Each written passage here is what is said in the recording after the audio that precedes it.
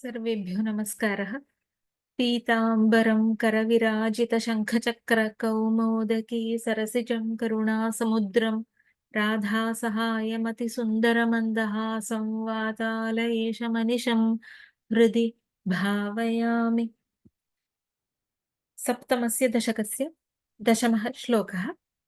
आताम्रे चरणे विनम्रमथ तं हस्तेन हस्ते स्पृशन् बोधस्ते भविता न सर्गविधिभिर्बन्धोऽपि सञ्जायते इत्याभाष्य गिरं प्रतोष्य नितरां तच्चित्तगूढः स्वयं सृष्टौ तं समुदैरयः स भगवन्नुल्लासयोल्लाघताम्। पदच्छेदः। आताम्रे चरणे विनम्रम् अथ तं हस्तेन हस्ते स्पृशन् बोधः ते भविता न सर्गविधिभिः बन्धः अपि सञ्जायते इति आभाष्य गिरं प्रतोष्य नितरां तच्चित्तगूढः स्वयं सृष्टौ तं समुदैरयः सः भगवन् उल्लासय उल्लाघता। अन्वयः। अथ आताम्रे चरणे विनम्रं तं हस्तेन हस्ते स्पृशन् ते बोधः भविता सर्गविधिभिः बन्धः अपि न सञ्जायते इति गिरम् आभाष्य नितरां प्रतोष्य स्वयं तच्चित्तगूढः तं सृष्टौ समुदैरयः। हे भगवन् सः त्वम् उल्लाघताम् उल्लासय। अथ भगवान् किम् अकरोत् इति आह। अथ ब्रह्मणः प्रार्थनानन्तरं ब्रह्मणः भगवत्सम्बोध्यक ज्ञानप्रार्थनानन्तरं द्वैताद्वैतभवत्स्वरूपपरं तत् ज्ञानं मम आपादय इति ब्रह्मणः प्रार्थनानन्तरं आताम्रे चरणे विनम्रं तम् आताम्रे अरुणसरोरुहवत् ईषत् ताम्रे आङ् ईषदर्थे ईषत् ताम्रे अरुणाम्बुजवत् ईषत् ताम्रे चरणे पादकमले विनम्रं विशेषेण नम्रं भक्ति विश्वासादिभिः सह नम्रं नमनशीलं नतिं साधुकुर्वाणं भक्तिविश्वास बहुमानादिभिः सह नमनशीलं तं ब्रह्माणं भगवान् नारायणः हस्तेन हस्ते स्पृशन् सखा सखायमिव हस्तेन हस्तं करेण करं स्पृशन् सुहृदिव करेण तस्य करं गृहीत्वा इत्यर्थः। भागवते उच्यते तं प्रीयमाणं समुपस्थितं कविं प्रजाविसर्गे निज शासनार्हणं बभाष ईषत् स्मितशोचिषा गिरा प्रियः प्रियं प्रीतमनाः करे स्पृशन्। प्रीयमाणं समुपस्थितं समीपे स्थितं प्रजाविसर्गे प्रजासृष्टौ निज शासनार्हणं स्वाज्ञायोग्यं प्रियं तं कविं ब्रह्माणं प्रियः प्रीतमनाः भगवान् नारायणः करे स्पृशन् ईषत् स्मितशोचिषा गिरा सस्मितम् इति उक्तवान् बभाष। करं गृहीत्वा भगवान् किम् उक्तवान्? अत्र पश्यामः ते बोधः भविता सर्गविधिभिः बन्धः अपि न सञ्जायते। ते तव अर्थात् ब्रह्मणः बोधः ज्ञानं यत् प्रार्थितः बोधः तव ज्ञानं ब्रह्मणा प्रार्थितं द्वैताद्वैतस्वरूपविषयकं ज्ञानं भविता भविष्यति लुट्लकारे रूपं भविता यत् प्रार्थितं तत् ज्ञानं तव अचिरादेव भविष्यति इति भगवान् अनुगृह्णाति। ब्रह्मा किं प्रार्थितवान्? भागवतस्य श्लोकद्वयं नवमश्लोकस्य अध्ययनावसरे प्रतिपादितम्। इतोपि उच्यते तत्र भगवच्छिक्षितमहं करवाणि हि अतन्द्रितः नेहमानः प्रजासर्गं बध्येयं यदनुग्रहात्। भगवच्छिक्षितं, भगवता शिक्षितम्, आज्ञापितं प्रजासर्गं, प्रजासृष्टिम् अतन्द्रितः, अनलसः अहं करवाणि, अहं करिष्यामि। यदनुग्रहात्, यस्य तव अनुग्रहात् ईहमानः प्रजासृष्टिं कुर्वाणः अपि न बध्येयम्। अग्रिमे श्लोके उच्यते यावत् सखा सख्युरिवेश ते कृतः प्रजाविसर्गे विभजामि भोजनम् अविक्लवस्ते परिकर्मणि स्थितो मामे समुन्नतमधोजमानिनः। हे ईश, यावत् सख्युः स्नेहितस्य सखा इव ते त्वया कृतः सत्कृतः अहम् अविक्लवः व्याकुलरहितः दुःखरहितः ते तव परिकर्मणि तव कार्ये स्थितः तावत् प्रजाविसर्गे भोजनं विभजामि, यथा योग्यं सृष्टिं करिष्यामि इत्यर्थः। परन्तु अजमानिनः मे समुन्नतमदः अहङ्कारः, मम अहङ्कारः मा भूत्। अहम् अजः सृष्टिकर्ता इति अहंभावः मा भूत्। सृष्टिकार्यं तव परिचर्या एव इति भावः मम भवतु इति ब्रह्मा प्रार्थितवान्। पुनः अत्र किम् उच्यते? सर्गविधिभिः बन्धः अपि न सञ्जायते इति भगवद्वाक्यम्। सर्गविधिभिः, सर्गस्य विधिभिः सृष्टिव्यापारैः बन्धः अपि, संसारबन्धः, शरीरबन्धः, ममता अपि न सञ्जायते, न सञ्जनिष्यते। सम्पूर्वकात् जनी प्रादुर्भावे इत्यस्मात् लट्लकारे प्रथमपुरुषे एकवचनं रूपम्। सामान्यतया सर्गव्यापारैः बन्धनं भवति। मम सृष्टिरिति ममता भवति। यथा पुत्रेषु ममत्वं भवति तथा अहं कर्ता इति अहङ्कारः अपि भवति। परन्तु एवंविधः बन्धः ब्रह्मदेवस्य न भवति इति भगवान् अनुगृह्णाति।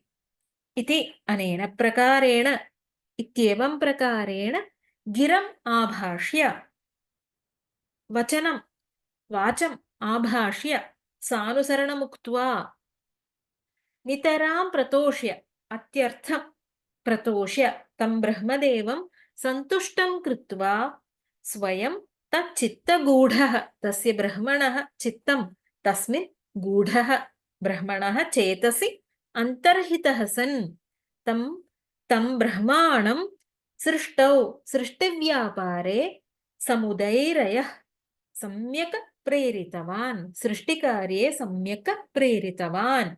सम उत इति उपसर्गद्वयपूर्वकात् इरेः नियन्तात् लङ्लकारे परस्मैपदे मध्यमपुरुषे एकवचनं रूपम्। समुदैरयः ब्रह्मणः हृदि अन्तर्यामिरूपेण स्थित्वा तं सृष्टौ प्रेरितवान्। भगवतः वचनं चतुश्लोकी भागवतम् इति प्रसिद्धं वर्तते। भागवते 4 श्लोकाः सन्ति। संक्षेपेण अर्थं जानीमः सन्दर्भवशात्। प्रथमः श्लोकः अहमेवासम् एकोऽग्रे न अन्यत् यत् सदसत्परं पश्चादहं यत् एतच्च यो अवशिष्येत सोऽस्म्यहम्। अग्रे सृष्टेः प्राक् सदसत्परं कार्यकारणपरं यत् अन्यत् न तत् अहमेव आसम्। सृष्टेः प्राक् सर्वाणि मयि लीनानि इत्यस्मात् मद्व्यतिरिक्तं किमपि नास्ति, अहमेव आसम्। सृष्टेः पश्चात् यत् अहमेव आसम्, जगद्रूपेण यत् दृश्यते तत् अहमेव, प्रलयानन्तरं यत् अवशिष्यते तदपि अहमेव। अर्थात् भगवान् अनादि अनन्तः, त्रिषु कालेषु अपि वर्तमानः परिपूर्णः इत्यर्थः। द्वितीयः श्लोकः ऋतेऽर्थं यत् प्रतीयेत न प्रतीयत च आत्मनि तद्विद्यात् आत्मनो मायां यथा भासो यथा तमः। अर्थं ऋते परमार्थ पदार्थं विना यत् प्रतीयेत आत्मनि न प्रतीयेत तत् आत्मनः मायां विद्यात्। आभासः यथा तमः राहुः यथा। अत्र माया स्वरूपं वर्णयति। द्वितीये श्लोके माया स्वरूपं वर्णयति भगवान्। अहं कृशः अहं स्थूलः इत्येवं चिन्तनम् आत्मधर्मः नास्ति, परन्तु देहधर्मोऽस्ति। अहम् अन्धः पङ्कुः मूकः इत्येतत् इन्द्रियधर्मः, न तु आत्मधर्मः। एवमेव मम बुभुक्षा पिपासा इति प्राणधर्मः। अहं सुखी दुःखी इति अन्तःकरणधर्मः। मायाकारणेन एतान् देहेन्द्रिय अन्तःकरणधर्मान् आत्मधर्ममिति जीवः चिन्तयति। माया सच्चिदानन्दस्वरूपम् आच्छाद्य बुद्धिं मोहयति इति। तृतीयः श्लोकः यथा महान्ति भूतानि भूतेषु उच्चावचेष्वनु प्रविष्टान्यप्रविष्टानि तथा तेषु न तेष्वहम्।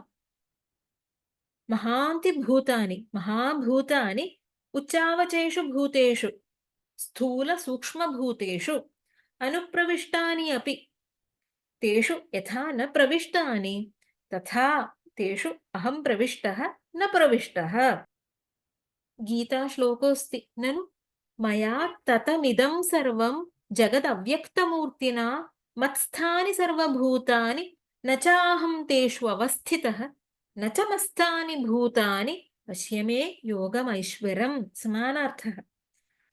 सर्वात्मकः चेदपि भगवान् निर्विकारः इत्यर्थः। विश्वस्वरूपस्य भगवतः भावविकाराः न भवन्ति। चतुर्थः श्लोकः एतावदेव जिज्ञास्यं तत्त्व जिज्ञासुनात्मनः अन्वयव्यतिरेकाभ्यां यत् स्यात् सर्वत्र सर्वदा। आत्मनः तत्त्व जिज्ञासुना परमात्मतत्त्वं ज्ञातुम् इच्छता जिज्ञास्यं ज्ञातुं योग्यम् एतावदेव अन्यत् किमपि नास्ति एतदेव ज्ञानं। सर्वत्र सर्वदा अन्वय व्यतिरेकाभ्याम् अन्वयेन व्यतिरेकेण च कारणमस्ति चेत् कार्यमस्ति इति अन्वयः। कारणं नास्ति चेत् कार्यं नास्ति इति व्यतिरेकः। यत् स्यात् तदेव आत्मा परमात्मा सर्वत्र सदा वर्तते इत्यर्थः। पञ्चमः श्लोकः एतन्मतं समातिष्ठ परमेण समाधिना भवान् कल्पविकल्पेषु न विमुह्यति कर्हिचित्। परमेण समाधिना उत्कृष्ट चित्तेकाग्रतया एतत् मतं समातिष्ठ। एवं चेत् भवान् तद्ब्रह्मा कल्पविकल्पेषु न विमुह्यति। बहुविध सर्गव्यापारैः तव कर्तृत्व भोक्तृत्वादि रूपः अभिमानः बन्धः न भवति। संक्षेपेण अयमस्ति चतुश्लोकी भागवतस्य अर्थः। नारायणीये अग्रे किमुच्यते। अथ कविः नारायणभट्टतिरिः प्रार्थयति हे भगवन् सह त्वम् उल्लाघतामुल्लासय। हे भगवन् ऐश्वर्यादिभिः षड्भिः गुणैः सम्पन्न सम्पूर्ण सह त्वं सः यः ब्रह्माणं सृष्टौ प्रेरितवान् समुदैरयत् तादृशः त्वम् उल्लाघतामुल्लासय। उल्लाघः रोगनिर्मुक्तः गदात् निर्गतः नीरोगः उल्लाघः उल्लाघस्य भावः उल्लाघता अरोगता इत्यर्थः। उल्लाघता मम अरोगताम् उल्लासय प्रकाशय आरोग्यं सम्यक् सम्पादय इति भावः। उत्पूर्वात् लसतेः ण्यन्तात् लोट्लकारे परस्मैपदे मध्यमपुरुषे एकवचनं रूपम्। मम आरोग्यं वर्धस्व इति प्रार्थयति। भगवत् सम्बोध्यक ज्ञानप्रार्थनानन्तरं भगवतः आताम्रयोः चरणारविन्दयोः भक्ति श्रद्धादिभिः नतिं साधुकुर्वाणं विधिं ब्रह्माणं सुहृदिव करेण करं गृहीत्वा अस्मत्सम्बन्धि द्वैताद्वैतस्वरूपविषयकं ज्ञानं तव भविष्यति।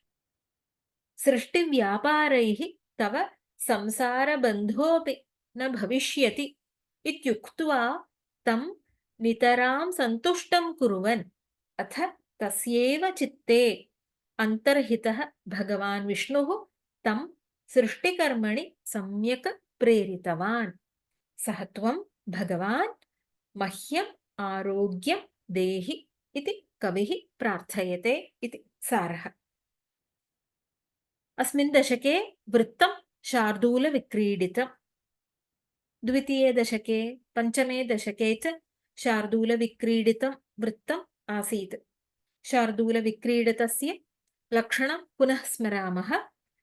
सूर्याश्वैर्मसजस्तताः स गुरवः शार्दूलविक्रीडितम् इति हिरण्यगर्भोत्पत्ति तपश्चरण वैकुण्ठस्वरूप भगवत्स्वरूप साक्षात्कार भगवदनुग्रहवर्णनम् सप्तमं दशकम् इति भागवतस्य द्वितीयस्कन्धपरिच्छेदः। अग्रिमे दशके भागवतस्य तृतीयस्कन्धस्य विषयाणां प्रतिपादनं भवति। पुनः श्लोकं पठामः। आताम्रे चरणे विनम्रमथ तं हस्तेन हस्ते स्पृशन् बोधस्ते भविता न सर्गविधिभिर्बन्धोऽपि सञ्जायते इत्याभाष्य गिरं प्रतोष्य नितरां तच्चित्तगूढस्वयं सृष्टौ तं समुदैरयः स भगवन्नुल्लासयोल्लाघताम्। ॐ सर्वे भवन्तु सुखिनः, सर्वे सन्तु निरामयाः, सर्वे भद्राणि पश्यन्तु, मा कश्चित् दुःखभाग् भवेत्। ॐ शान्ति शान्ति शान्तिः। हरि ओम्। श्रीगुरुभ्यो नमः। हरि ओम्।